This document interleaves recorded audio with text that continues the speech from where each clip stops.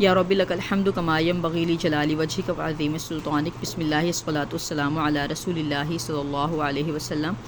اس طرح سے ہمارا جو ٹاپک چل رہا ہے تدوین حدیث، ہم نے پہلا دور پڑھا تھا تدوین حدیث کا، پہلا دور عہد مبارکہ نبی صلی اللہ علیہ وسلم کا عہد مبارکہ، دوسرا دور ہم نے پڑھا تھا تابعین کا، ٹھیک ہے، تابعین کا عہد مبارکہ، اور تیسرا دور ہم جو پڑھیں گے یہ محدثین کرام کا ہے، ٹھیک ہے۔ اگین آپ پیج نمبر 74 پر آ جائیے۔ تدوین حدیث کا تیسرا دور، تدوین حدیث کا جو تیسرا دور ہے اس میں محدثین کا دور کہلاتا ہے۔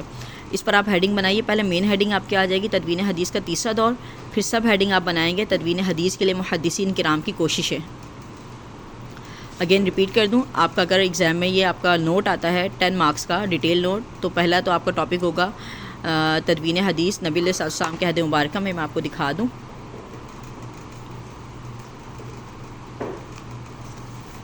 یہ نبی صلی اللہ علیہ وسلم کے عہد مبارکہ میں تدوین حدیث، ٹھیک ہے، یہ پہلا دور ہے۔ پھر اس کے بعد دوسرا دور آپ نے لکھنا ہوگا، دوسرا دور تدوین حدیث کا دوسرا دور، پھر آ جاتا ہے تیسرا دور تدوین حدیث کا تیسرا دور۔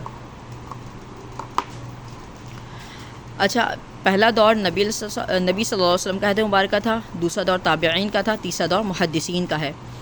مین ہیڈنگ آپ نے بنائی، پھر سب ہیڈنگ بنائی، اس کے بعد آپ اسٹارٹ کریں گے۔ تیسرا دور جو ہے وہ تیسری صدی ہجری میں اسٹارٹ ہوتا ہے۔ آپ نے دیکھا جو پہلا دور تھا نبی صلی اللہ علیہ وسلم کے عہد مبارکہ کا تھا، پہلی صدی ہجری، دوسرا دور جو تھا تابعین کا تھا جو 99 ہجری کے بعد شروع ہوا تھا، 99 ہجری سے اسٹارٹ ہوا تھا۔ جو تیسرا دور ہے وہ تیسری صدی ہجری کا ہے، ٹھیک ہے۔ اس میں علم حدیث کا باقاعدہ ایک ڈپارٹمنٹ بن گیا تھا، ایک شعبہ بن گیا تھا۔ محدثین کرام احادیث کو جمع کرتے، اس کو تلاش کرنے کے لیے دنیا میں ان کو جہاں جہاں جانا پڑتا، جہاں کہیں بھی ان کو سفر کرنا پڑتا، وہاں جاتے، اور روایات، بکھری ہوئی روایات کا مطلب کہ کسی کو کوئی حدیث یاد ہے، کسی کو کوئی حدیث یاد ہے، کسی کو چند احادیث یاد ہیں، تو ان سے وہ تمام احادیث کو سنتے، اس کو جمع کرتے اور اس کو جمع کر کے لے کر آتے، ٹھیک ہے۔ اسی طرح سے تیسرے دور کی خوبی یہ بھی ہے، آپ اس کو انڈرلائن کیجیے گا، جیسے میں نے ہائی لائٹ کیا، محدثین کرام کا دور تھا، اسماء رجال، جرح اور تعدیل کا مستقل فن تشکیل پایا، ٹھیک ہے۔ یہ ایک ڈیفیکلٹ ٹرم ہے، اس کو آپ کو بس زیادہ اس پر فوکس کرنے کی ضرورت نہیں، آپ اس کو جسٹ یاد کیجیے گا۔ اس اصطلاحات المحدثین کے ٹرم میں اسماء رجال، جرح اور تعدیل کا فن مستقل تشکیل پایا۔ اچھا، اس دور کا جو سب سے خاص بات ایک اور وہ یہ ہے کہ سیاہ ستہ جیسی کتابیں تصنیف ہوئیں، ٹھیک ہے۔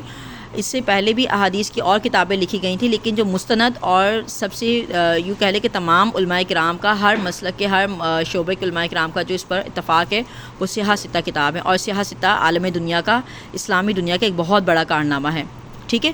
اور ان احادیث کی کتابوں کو ہم سیاہ ستہ کہتے ہیں۔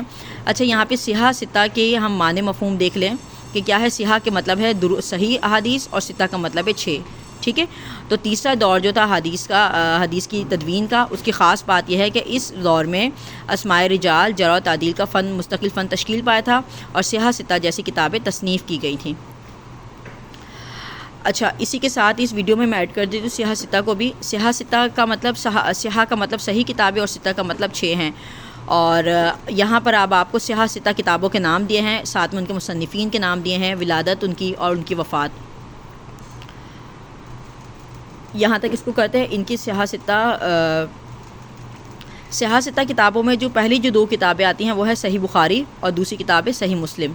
پہلی کتاب صحیح بخاری، دوسری کتاب صحیح مسلم، اور یہ آپ دیکھیں میں نے آپ کی بک پر لکھا، ان دونوں کتابوں کو ملا کے صحیحین کہا جاتا ہے، صحیحین، آپ بھی اس کو نوٹ کر لیجئے گا۔ صحیح بخاری جو کتاب ہے، اس کے جو مصنف ہے امام ابو عبداللہ محمد بن اسماعیل بخاری ہیں، امام بخاری رحمۃ اللہ علیہ جن کو کہا جاتا ہے۔ ان کی ولادت 194 ہجری میں ہوئی تھی، اور وفات ان کی 256 ہجری میں ہوئی تھی۔ اسی طرح سے جو صحیح مسلم کتاب ہے، اس کے جو مصنف ہے وہ امام مسلم رحمۃ اللہ علیہ ہیں، پورا نام ان کا امام مسلم بن حجاج بن مسلم قشیری ہے۔ 206 ہجری میں ان کی ولادت ہوئی تھی، اور 261 ہجری میں ان کی وفات ہوئی۔ پھر سیاہ ستہ کتابوں میں جو نیکسٹ کتاب آتی ہے وہ ہے جامع ترمذی۔ جامع ترمذی کے جو مصنف ہے وہ ہیں امام ابو عیسیٰ محمد بن عیسیٰ ترمذی، اور ان کی جو ولادت ہوئی تھی 209 ہجری میں ہوئی تھی، اور ان کی جو وفات ہوئی وہ 279 ہجری میں ہوئی تھی، جامع ترمذی۔ پھر نیکسٹ جو درجہ آتا ہے سنن ابی داؤد کا آتا ہے۔ سنن ابی داؤد کے جو مصنف ہیں وہ امام ابو داؤد سلیمان بن اشعث سجستانی ہیں، امام ابو داؤد سلیمان بن اشعث سجستانی، اور آپ کی جو ولادت ہوئی تھی 202 ہجری میں ہوئی تھی، اور وفات 275 ہجری میں ہوئی تھی۔ سنن نسائی کے جو مصنف ہے وہ امام ابو عبد الرحمن احمد بن شعیب بن علی نسائی ہیں، 215 ہجری میں آپ کی ولادت ہوئی اور 303 میں آپ کی وفات ہوئی۔ پھر نیکسٹ جو آتی ہے سنن ابن ماجہ، امام ابو عبداللہ محمد بن یزید بن ماجہ قزوینی ہے، اور آپ کی جو ولادت ہوئی 209 ہجری میں ہوئی اور آپ کی وفات 273 ہجری میں ہوئی۔ تو یہ تھا تدوین حدیث کا تیسرا دور اور تدوین حدیث کے تیسرے دور کا کارنامہ۔ ٹھیک ہے، جزاکم اللہ خیرہ۔